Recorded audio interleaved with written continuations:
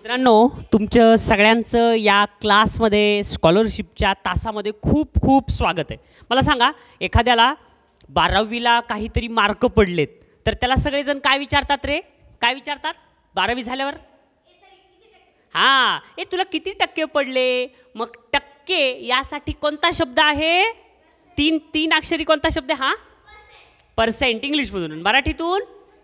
हां हां, नाही नाही नाही नाही, हां, शेकडा. पर्सेंटसाठी शेकडा शब्द आहे. तर आज आपल्याला शेकडेवारी हे प्रकरण शिकायचं आहे आणि या प्रकरणातला स्वाध्याय 24.2 शिकायचा आहे. आपण 24.1 शिकलेला आहे, 24.2 शिकूया. चला, पहिला प्रश्न पाहूया. 0.067 बरोबर किती टक्के? 0.067 बरोबर किती टक्के असं विचारले. मग आता टक्के म्हणलं की त्याला काय करावं लागतं रे? 100 न भागायचं. फार सोपं आहे. 0.067 भागिले 100. मग आता हे झालं व्यवहारी अपूर्णांक. मग आता ह्याचं दशांश अपूर्णांक आहे हा. तर आता हे खालचे 2 शून्य कट केले तर हे दशांश चिन्ह 1 2 स्थळानं तिकडे जात आहे. म्हणून उत्तर काय येईल? 1 आणि 2 च्या पुढं उडून हे दशांश चिन्ह इथं येणार. म्हणजे काय? 6.7 टक्के. म्हणून ह्याचं उत्तर पर्याय नंबर किती आलं बाळांनो? राईट, 4 नंबर आलं. चला, अशाच पद्धतीचा दुसरा प्रश्न पाहूया. विद्यार्थी मित्रांनो, आता दुसरा प्रश्न पाहूया. काय आहे दुसरा प्रश्न? 1250चे 12% म्हणजे किती? अरे बापरे, इतका सोपा प्रश्न आहे ना हे मुलांनो. हे बघा रे, हे बघा, 1250चे 12%. मग 1250 म्हणजे किती? बरं जाऊ द्या, 1200 म्हणजे किती? हे बघा, हे 1200 आणि 1250 म्हणजे बरं 1300 म्हणजे हे 1300 आणि 1200 आणि 1300च्या मध्ये 1250 म्हणजे उत्तर किती येईल आपलं? हे बघा, हे 1250. समजलं खरे? 1250 म्हणजे कळालं? मग आता आपल्याला प्रश्न विचारलाय 1250चे 12%. 1250चे म्हणजे गुणिले 12%. 12ला 12 टक्क्याच्या ऐवजी छेदस्थानी 100. इतकं समजलं. आता काटाकाटी, सगळा खेळ काटाकाटीवर आहे. हे शून्य कटलं, हे शून्य कटलं. बे पंचे 10 आणि बे सख 12. पुन्हा 5 न भागाला इकडं. 5 1 5, 5 2 10, 12तून 10 गेले, 2 उरले, 5 5 25. इथं वर 25 गुणिले 6, 25 सख 150. म्हणून पर्याय नंबर किती आलं ह्याचं उत्तर? पर्याय नंबर किती? 3. करेक्ट आहे. मुलांनो, आता आपण तिसरा प्रश्न पाहूया. हे फार सोपे सोपे प्रश्न आहेत बरं का रे बाळांनो. बघा, रावसाहेबांच्या बागेत विविध प्रकारची 2100 झाडे आहेत. त्यापैकी 25% झाडे आंब्याची आहेत, 20% झाडे नारळाची आहेत, 40% झाडे फणसाची आहेत, उरलेली झाडे सुपारीची आहेत. आता इथून पुढे महत्त्वाचा प्रश्न आहे. तर सुपारीची एकूण किती झाडे आहेत? अरे बापरे, किती गोल फिरवतात प्रश्नात. हे बघा बाळांनो, हे बघा, 2100 झाडं एकूण आहेत. हां, 25% झाडं आंब्याची, 20% झाडं नारळाची, 40% झाडं फणसाची. तर सुपारीचे किती टक्के आहेत हे काढून घेऊया आपण. म्हणजे सगळे मिळून किती असतील? 100%. आणि हे किती आहेत बघा बरं? 5 4 आणि 4 8, 85%. म्हणजे 100मधून जर 85 वजा केले तर उरतील किती रे? 15%. मग आता हे 15% जे झाडे आहेत ते कशाचे आहेत? कशाचे आहेत? सुपारीचे. पण आपल्याला सुपारीची झाडं किती टक्के हे विचारलंय का? किती आहेत हे विचारलं. म्हणून 2100च्या 15%. 15% म्हणजे 100 आलं टक्के चिन्ह गेल्यावर.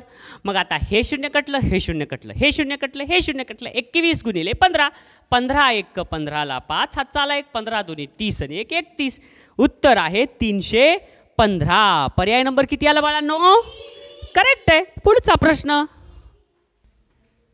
बघूया मुलांनो. आता पुढचा प्रश्न, चौथा प्रश्न. हे फार सोपे सोपे आहेत. हे सुद्धा प्रश्न फार सोपा आहे. काय म्हणले? ओमकार परीक्षेत 510 गुण मिळवून उत्तीर्ण झाला. हे बघा, त्यानं किती मार्क घेतलेत? 510 मार्क घेतलेत. टक्के नाही सांगितले. 510 मार्क घेऊन उत्तीर्ण झाला. जर त्याला परीक्षेत 68% गुण मिळाले असतील तर ती परीक्षा किती गुणांची होती? किती सोपा प्रश्न आहे. मग 510 गुण मिळाले. मग कितीपैकी गुण मिळाले? ह्या 4 पैकी. एकतर त्याला परीक्षा 500, अरे अरे अरे 510 गुण मिळाले म्हणजे 510ची परीक्षा असेल का? नाही, पर्याय एक येऊ शकणार नाही. 510 गुण मिळालेत म्हणजे किती मार्काची परीक्षा आहे? आपण त्याला टक्के काढण्यासाठी 100 गुणतोत ना, तसं. मग आता आपण काय करूया, 680 घेऊन घेऊ. 2 पर्याय बघा, 680 पैकी 510. मग आता ह्याच्यात बघा आपल्याला उत्तर किती यायला पाहिजे? 68%. मग आता काय करूया आपण, 500 पेक्षा थोडंसं 100 जास्त आहे म्हणजे 68% हे येणार नाही, म्हणजे हे 680 घेतलं ते येणार नाही. आपण काय करूया, 510 गुण आहेत, 800 घेऊन बघूया. बघा बरं 800 घेऊन उत्तर येत आहे का? 800 घेऊन बघितलं अंदाजाने, पर्यायाचा वापर करू ना. हे 0 कटलं, हे 0 कटलं, हे 0 कटलं, हे 0 कटलं. आता काय उरलं, वर 510 आणि खाली 8. मग काय येईल, 8 एक 8 आणि 8 45, 8 संग 48, 48 49, 50 आणि 51, 3 उरले. 8 न 30ला भाग जाते का? 8 त्रिक 24, 8 चौक 32, 8 त्रिक 24 येणार नाही. मग आता हा पर्यायानं 63 उत्तर राहिले, आपल्याला उपयोग नाही 63 उत्तर. मग आता कोणता पर्याय घेऊन बघू आपण, 750. 510 गुण कधी पडले? 750 मार्काची परीक्षा होती तेव्हा 510. मग टक्के काढण्यासाठी 100. हे 0 कटलं, हे 0, हे 0 कटलं. आता नाही 0 कटत नाही रे, हे खाली खाली कटायला काहीच नाही आहे. मग 5 न भाग जाते, 5 दोन्ही 10, 5 एक 5, 7 मधून 5 गेले, 2 उरले, 5 5 25, खाली 15 उरले. आता बघा 5 डायरेक्ट 15 भागवलं, 15 एक 15, 15 दोन्ही 30, 15 त्रिक 45, 51 मधून 45 गेले, उरले किती? 11, 11 मधून 5 गेले 6, 6 उरले आणि इथं झाले 60. मग 15 दोन्ही 30, 15 त्रिक 45 आणि 15 चोक 60, इथं 34 आले. 34 गुणिले 2, अरे 34 गुणिले 2 किती येते? 34 एक 34 आणि 34 दोन्ही 68, 4 दोन्ही 8 आणि 3 दोन्ही 6. आलं की नाही उत्तर? हे 68 आणि हे 68 सारखं आलं, म्हणून हे 750 घेतल्यामुळं आलं. म्हणून आपलं उत्तर पर्याय नंबर किती करेक्ट आहे? आपलं उत्तर आहे पर्याय नंबर 3. विद्यार्थी मित्रांनो, आता आपण 5वा प्रश्न पाहणार आहोत. बघा 5वा प्रश्न काय आहे, साखरेची किंमत ₹30 प्रति किलोग्रॅम पासून 35 प्रति किलोग्रॅम झाली तर साखरेच्या किमतीत शेकडा वाढ किती झाली? बघा आधी होती 30 रुपये, नंतर झाली 35 रुपये. म्हणजे शेकडा वाढ काढण्यासाठी आपल्याला काय करावं लागल? आधी 30 होती, 35 झाली, म्हणजे कितीनं वाढली साखर? म्हणजे 35 वजा 30 जर केलं तर उत्तर येईल 5. 5 रुपये भाव वाढला, म्हणजे 30 रुपयावर 5 रुपये वाढले. 30 रुपयावर 5 रुपये वाढले, त्याचा शेकडा काढायचा म्हणजे 100 न गुणा. मग काटाकाटी करा, हे 0 कटलं, हे 0 कटलं, 10 5 50, 50/3. मग काय होईल? दशांशची काटाकाटी ती बघा. मग काय, 3 एक 3, 3 एक 3, 4 5 2 उरले, 3 त्रिक 9, 3 5 15, 3 संग 18, दशांश पुन्हा 2 उरले आणि मग किती येईल? तिथं दशांश घेतल्यामुळे 0 आलं, पुन्हा 3 संग 18. पर्याय क्रमांक त्याचं उत्तर किती आहे? तर तिथं दशांशमध्ये दिलेलं नाही आहे. मग आपलं उत्तर काय येईल इथं? 16.2/3, कारण बाकी 2 उरली होती ना. 16.2/3. कळालं? मग आता हे किती आहे? पर्याय नंबर 4. पाहूया पुढचा प्रश्न.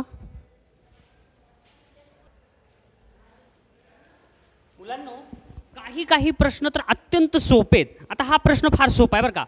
50चा 50% किती? परीक्षेत आलेला आहे. 50चा 50% म्हणजे 50 म्हणजे काय? हे बघा, हे 50. चाचीचे म्हणजे काय? गुणिले 50% म्हणजे हे बघा, हे 50 आणि टक्क्याच्या जागी काय लिहिलं? 100. म्हणजे काय होईल? 50 एक 50, 50 दोन्ही 100. इतकं कळालं? आणि मग काय? बे एक बे, बे दोन्ही 4, एक उरला, बे 5 10, उत्तर आलं 25. कळालं? म्हणून पर्याय नंबर किती याचं उत्तर? 3. पाहूया पुढचा प्रश्न. विद्यार्थी मित्रांनो, आता 7वा प्रश्न हा थोडासा आव्हानात्मक आहे, पण कुणाला कठीण आहे? ज्याचं वर्गात लक्ष नाही त्याला लय कठीण जाणारा प्रश्न, पण ज्याचं वर्गात लक्ष आहे त्याला हा प्रश्न फार सोपा जाणार आहे. हे सगळेजण इकडे बघा, तुम्ही काहीही काम करत असाल तर लक्ष इकडे ठेवा. हे बघा काय आहे, 3.75 5% अधिक 7.25 10% म्हणजे किती? म्हणजे पुढीलपैकी कोणत्या पर्यायात या पदावलीचे योग्य उत्तर आहे असा प्रश्न विचारलाय. अरे किती सोपा प्रश्न आहे मुलांनो. बघा टेन्शन नाही घ्यायचं. सगळ्यात पहिल्यांदा हो का, एवढं तर कळतंय तुम्हाला, 3.75 चाचीचे म्हणजे गुणिले 5% म्हणजे 5/100 हे एवढं समजलं. पुन्हा अधिकला अधिक, पुन्हा 7.25 चाचीचे म्हणजे गुणिले 10% म्हणजे काय 10/100 हे इतकं समजलं. काही टेन्शन. आता काय करायचं आहे बाळांनो, अंशाचा गुणाकार करायचा, काटाकाटी काही करायची नाही. ह्याच्या खाली काही नाही म्हणजे 1, ह्याच्या खाली काही नाही म्हणजे 1. हा एक कंस आहे आणि हा एक कंस आहे. मग ह्याचा आणि ह्याचा आणि ह्याचा आणि ह्याचा गुणाकार, मग काय येईल वर बघा, 3.75 गुणिले 5 छेदस्थानी 100 अधिक 7.25 गुणिले 10 छेदस्थानी 100. मग आता यांचा जर तुम्ही जर गुणाकार केला तर ते गुणाकार किती येईल बघा, काय 3.75 गुणिले 5 आणि 7.25 गुणिले 10, 5 5 25. बघा बरं, करा पटकन. बघा मग किती आला गुणाकार, ह्याचा गुणाकार आला 1875, पण आपल्याला दशांश चिन्ह द्यावं लागेल. मग किती स्थळांनी दशांश चिन्ह 2 1 2 इथं आलं. तसं ह्याचा गुणाकार आला 7250, किती स्थळांनी दशांश द्यावं लागेल 2. तिकडलं आणि इकडलं 2 स्थळ सोडले आणि इथं दशांश चिन्ह, म्हणजे ह्याचं उत्तर आलं किती 18.75. म्हणजे बघा आता ही मांडणी मी इथं करतो, 18.75 छेदस्थानी 100 अधिक इथं किती आहे 72.50 छेदस्थानी 100. हे बघा बरं आलं का एवढं. मग आता ह्याचा गुणाकार तितका आला, याचा गुणाकार तेवढा आला, छेद 100 जशाच तसं. आता वर काय करायचं बेटा, तुम्हाला तर बेरीज माहीतच आहे, छेद 100 आहे म्हणून वरच्याची बेरीज करा. किती आली 18.75 अधिक 72.50, 5 7 आणि 5 12ला 2, हातचा आला 1, 8 आणि 2 10 आणि 11, हातचा आला 1, 7 आणि 1 8 आणि 1 9, 91.95 म्हणजे ह्याचं उत्तर किती आलं रे 91.25 छेदस्थानी 100. समजायलंय. आता छेदस्थानी जर 100 असेल तर त्याचा अर्थ काय होतो टक्के, बरोबर आहे. मग पुढील कोणत्या पर्यायात त्या पदावलीचं उत्तर आहे तर टक्के ह्याचं काढायचं आहे. तर हे 2 शून्य जर कट केले तर हे दशांश चिन्ह 2 स्थळांनी इकडे सरकते, म्हणजे उत्तर येते 0.9125%. कळालं. छान. पर्याय नंबर किती आहे मग त्याचं उत्तर, पर्याय नंबर 2. पाहूया पुढचा प्रश्न. चला मुलांनो आता आपण पुढचं गणित बघूया. काय म्हणले, एका संख्येचे 0.1% काढण्यासाठी तिला कितीनं गुणावं लागल. अरे कितीनं गुणावं लागल, ह्याचे टक्के जर काढायचे असतील तर याला आपल्याला 0.0018% आहे. मग आता टक्के काढण्यासाठी याला गुणावं लागतंय 100नं. मग 100नं जर गुणलं तर किती टक्के येईल ह्याचं उत्तर. हे टक्के म्हणजेच काय असते बेटा 100. ह्याच्या खाली आलं 100 आणि याला गुणावं लागतंय आपल्याला 100नं. मग उत्तर काय येईल, 2 शून्य आहेत म्हणजे स्थळ इकडे येईल 0.18%. आणि टक्क्याचं चिन्ह काढलं तर काय येईल 0.18%. बरोबर आहे. म्हणून याचं उत्तर पर्याय नंबर किती आहे, पर्याय नंबर करेक्ट आहे 4. आलं का लक्षात. टक्के काढण्यासाठी त्याला कितीनं गुणावं लागल तर आपल्याला गुणावं लागेल 100नं आणि 100नं गुणलं तरच उत्तर येतंय.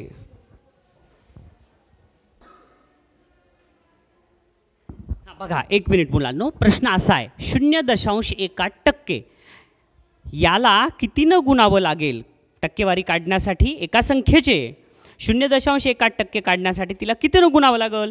मग हे टक्केचं रूपांतर आपण अंशछेदात केलं आणि टक्क्यानं कधीही टक्के काढायचं असेल तर त्याला किती गुणावं लागते 100नं.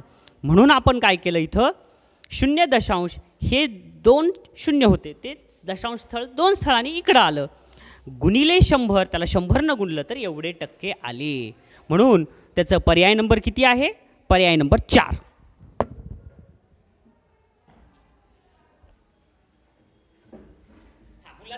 चला आता आपण पाहूया 9वा प्रश्न. फार सोपा आहे 9वा सुद्धा. काय सांगितलंय? 108 पेक्षा 8% मोठी असलेली संख्या कोणती? मग आता असं जर असेल तर पहिल्यांदा काय करायचं? 108 पेक्षा 8% कोणती संख्या येते ती बघूया. बरोबर आहे, 8% मोठी म्हणलंय ना. मग 8% म्हणजे किती ते तर काढूया ना. मग 108 चे 8% म्हणजे काय? 108 गुणिले 8% म्हणजे 8/100. आता काटाकाटी करा. मग काटाकाटी करून काय येईल उत्तर?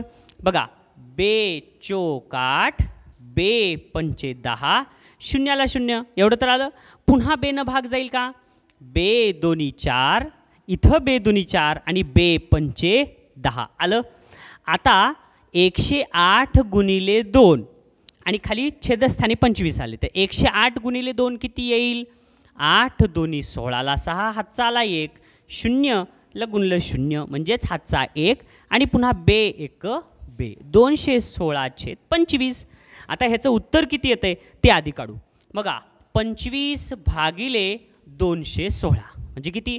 25 8 200 आणि 6 मधून 0 गेले 6 1 मधून 0 गेलं 1 आणि 2 मधून 2 गेले 0.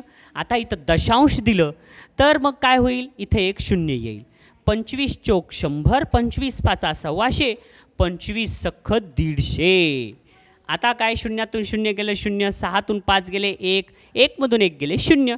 दशांश दिल्यामुळं इथे एक 0 घेता येईल. 25 चोक 100 उत्तर आलं आपलं बाकी 0 आणि 8.64 हे आलेलं आहे.